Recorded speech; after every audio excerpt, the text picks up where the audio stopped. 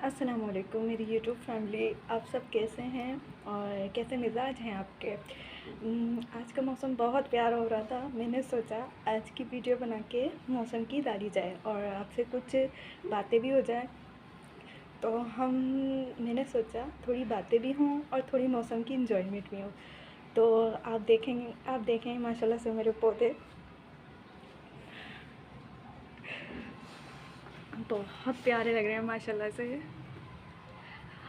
आजकल घर में ही स्टे हो रहा है, कहीं हम बाहर आना और जाना तो हो ही नहीं रहा। तो मैंने बोला कि चलें कोई बात नहीं, मैं ऊपर जाके थोड़ी सी व्लॉगिंग तो कर सकती हूँ ना।